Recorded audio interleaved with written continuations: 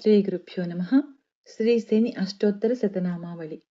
ओम शनैश्चराय नमः। ओम शान्ताय नमः। ओम सर्वाभीष्टप्रदायिने नमः। ओम शरण्याय नमः। ओम वरेण्याय नमः। ओम सर्वेशाय नमः।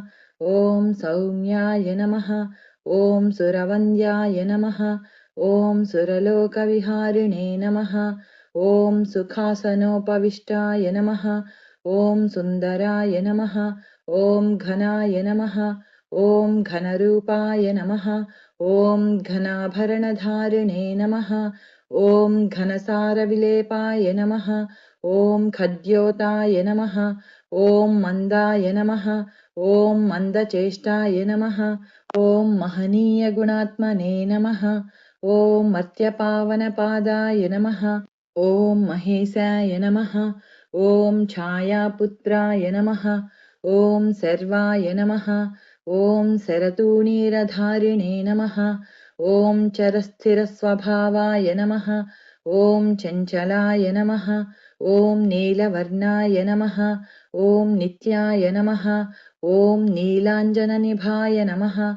ओम नीलाम्बरविभूषाय नमः। ओम निश्चलाय नमः। ओम वेद्याय नमः। ओम विधिरूपाय नमः। ओम विरोधाधारभूमये नमः। ओम भेदास्पदस्वभावाय नमः।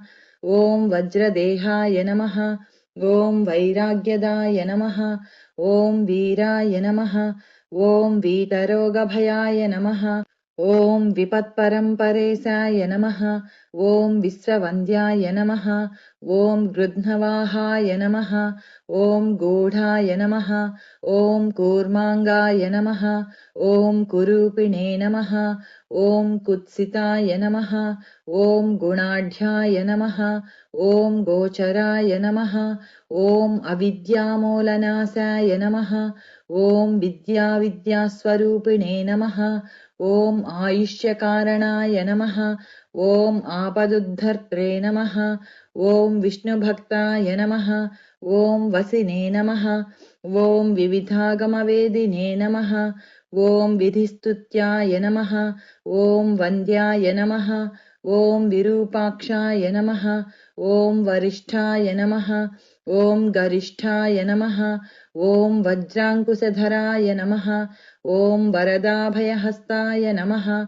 ओम वामनाय नमः। ओम ज्येष्ठापत्नीसमेताय नमः। ओम श्रेष्ठाय नमः। ओम मितभाषिणे नमः। ओम कष्टौघनाशकर्याय नमः। ओम पुष्टिदाय नमः। ओम स्तुत्याय नमः। ओम स्तोत्रगम्याय नमः। ओम भक्तिवस्याय नमः। ओम भानवे नमः। ओम भानुपुत्राय नमः। ओम भव्याय नमः। ओम पावनाय नमः। ओम धनुर्मण्डलसंस्थाय नमः। ओम धनदाय नमः। ओम धनुष्मते नमः। ओम तनुप्रकाशदेहाय नमः। ओम तामसाय नमः। ओम अशेषजनवन्द्याय नमः।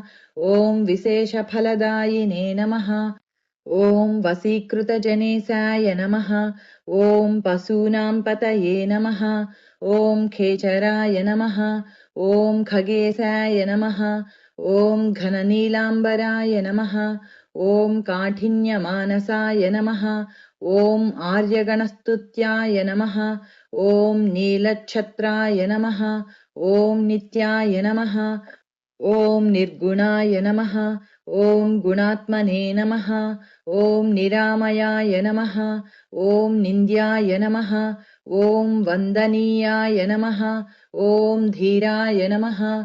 ओम दिव्यदेहाय नमः। ओम दीनातिहरणाय नमः। ओम दैन्यनाशकराय नमः। ओम आर्यजनगण्याय नमः। ओम क्रूराय नमः। ओम क्रूरचेष्टाय नमः। ओम कामक्रोधकराय नमः। ओम कलत्रपुत्रशत्रुत्वकारणाय नमः। ओम परिपोषितभक्ताय नमः। ओम परभीतिहराय नमः। ओम भक्तसङ्गमनोभीष्टफलदाय नमः इति श्रीशनैश्चर अष्टोत्तरशतनामावलिः। दशरथकृत शनिस्तोत्रम्। ध्यात्वा सरस्वतीं देवीं गणनाथं विनायकम् राजा दशरथस्तोत्रम् सौरेरिदमदाकरोत्।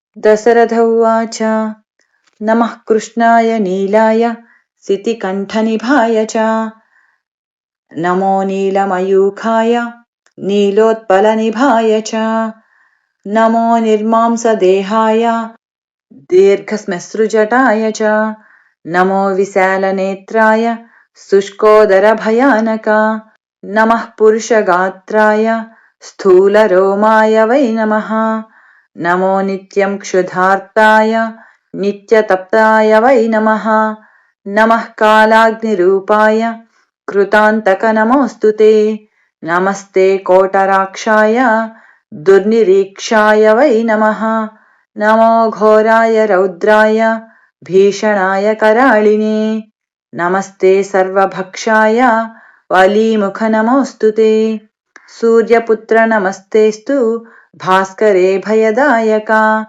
अधोदृष्टे नमस्तुभ्यं वपुः श्याम नमोऽस्तु ते नमो मन्दगते तुभ्यं निस्त्रिंसाय नमो नमः तपसा दग्धदेहाय नित्ययोगरताय च नमस्ते ज्ञाननेत्राय काश्यपात्मजसूनवे तुष्टो ददासि वैराग्यं रुष्टो हरसि तत्क्षणात् देवासुरमनुष्याश्च पशुपक्षिसरीसृपाः त्वया विलोकिताः सौरे दैन्यमासु व्रजन्ति च ब्रह्मा शक्रो यमश्चैव ऋषयः सप्ततारकाः राज्यभ्रष्टाश्च ते सर्वे तव दृष्ट्या विलोकिताः देशानगरग्रामाश्च द्वीपाश्चैवाद्रयस्तथा रौद्रदृष्ट्या तु ये दृष्टाः क्षयं गच्छन्ति तत्क्षणात्